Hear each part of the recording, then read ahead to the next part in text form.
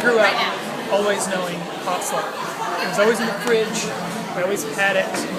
The best thing to put it on was a hot dog or pinnacle barbecue sandwich. Couldn't have a barbecue sandwich without hot slaw. Sometimes coleslaw, hot slaw is better. So I grew up in Cleveland, Tennessee, around Chattanooga, and I didn't know that hot slaw was just kind of like a local thing. You could get it at the local grocery store. Wait, how could you get it at the grocery store if it was hot? No, see, that's the misnomer. People think it's a warm slaw. It's actually hot because it has jalapenos in it. See, so you get it in the deli, and the local grocery store deli would make it. And you went to the grocery store deli, and you went to the case, and you got hot slaw. No big deal. I moved to Knoxville. It was only about 90 miles away to go to college. I went to a local grocery store, asked, "Hey, where's your hot slaw?" No one knew what I was talking about. Only 90 miles away. No one knew what I was talking about. So I had explained it to this lady what it was. She says, "Oh, that sounds great." I'm like, "It is great. You should make it." So basically, what I grew up having, it's shredded cabbage, mayo, yellow mustard, jalapenos. Are the jalapenos shredded or are they in circles? Chopped finely in it like you would an onion or anything else.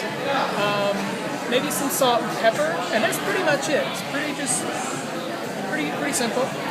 And then, bigger story, when I got to high school, I found out a friend of mine, his grandfather made it. So now it's a big deal, and his grandfather's nickname is Pino, P-I-N-O, and he called it Pino Slaw. So Pino Slaw was something that we then got from our friend, like, "Hey, can Pino get us some hot slaw? Is he making a batch?" Because his grandfather would make it for work and take it in and make cheap hot dogs and put his hot slaw on it and sell them at work for like $1 a piece. And even at work, he was known as Pino, and it was Pino dogs.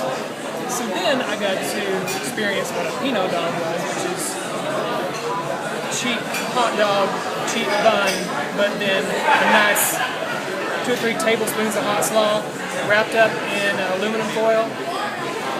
Let it steam the bun for a little bit, maybe a couple hours. Let it steam its own juices.